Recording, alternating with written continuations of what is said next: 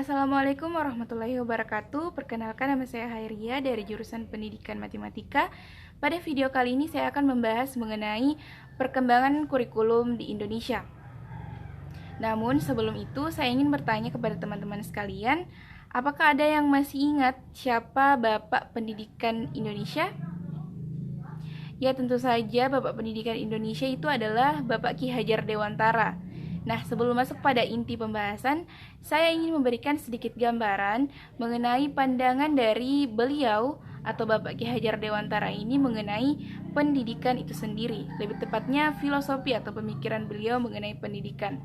Ada 3 hal dari filosofi pendidikan menurut Ki Hajar Dewantara.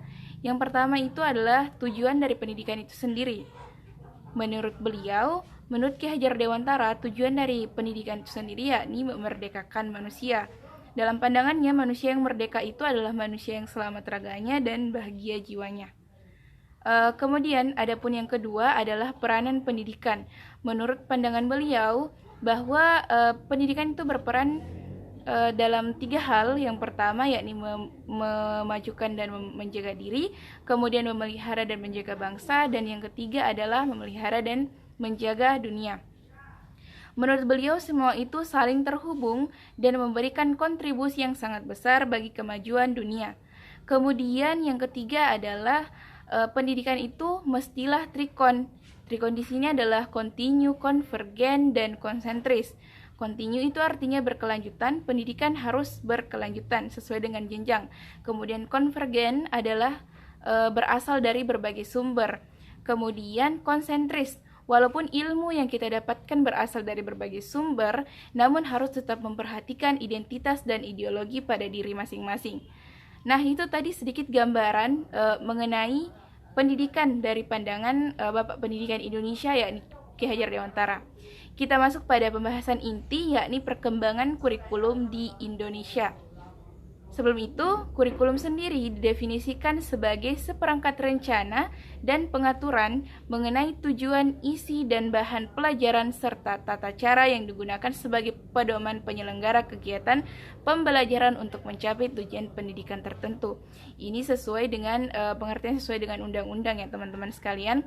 Dalam sejarah pendidikan Indonesia, ada beberapa kurikulum yang sudah berlaku mulai dari kurikulum 1947 pada awal kemerdekaan sampai dengan kurikulum 2013 yang diterapkan sampai sekarang. Kita akan membahas satu-satu. Yang pertama adalah kurikulum pada tahun 1947 yang disebut sebagai Rencana Pelajaran 1947. Kurikulum pertama yang lahir pada masa kemerdekaan memakai istilah dalam bahasa Belanda Leerplan atau Rencana Pelajaran. Istilah ini lebih populer dibandingkan dengan kurikulum dalam bahasa Inggris. Perubahan arah pendidikan itu pada masa itu lebih bersifat politis dari orientasi pendidikan Belanda ke kepentingan nasional. Saat itu mulai ditetapkan asas pendidikan, ditetapkan Pancasila. Kurikulum ini sebutannya Rencana Pelajaran 1947 dan baru dilaksanakan pada tahun 1950. Fokus Rencana Pelajaran 1947 ini menekankan pada pendidikan pikiran, tidak menekankan pada pendidikan pikiran maksud saya, dan hanya menekankan pada pendidikan watak, kesadaran bernegara, dan bermasyarakat. Kemudian yang kedua adalah kurikulum pada tahun 1952, Rencana Pelajaran Terurai. Kurikulum ini sudah mengarah pada sistem pendidikan nasional.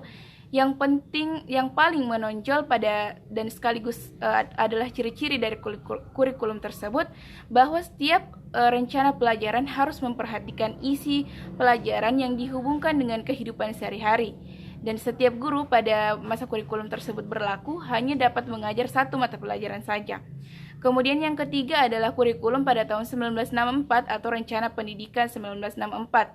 Adapun pokok-pokok pikiran kurikulum ini yang menjadi cirinya bahwa pemerintah mempunyai keinginan agar rakyat mendapatkan pengetahuan akademik untuk pembekalan pada jenjang SD atau sekolah dasar, sehingga pembelajaran dipusatkan pada program Pancawardhana berfokus pada pengembangan daya cipta, rasa, karsa, karya, dan moral. Mata pelajaran diklasifikasikan menjadi beberapa kelompok bidang studi, contohnya seperti moral, kecerdasan, emosional, ataupun artistik.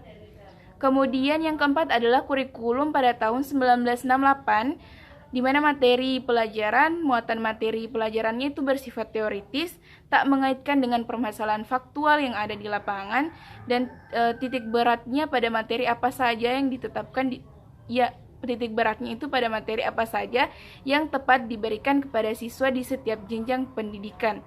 Kemudian yang kelima yakni ada kurikulum pada tahun 1975. Pada kurikulum ini, metode, materi, dan tujuan pengajaran dirincikan dalam prosedur pengembangan sistem instruksional atau PPSI, dikenal dengan istilah satuan pelajaran, yaitu rencana pelajaran setiap satuan bahasan.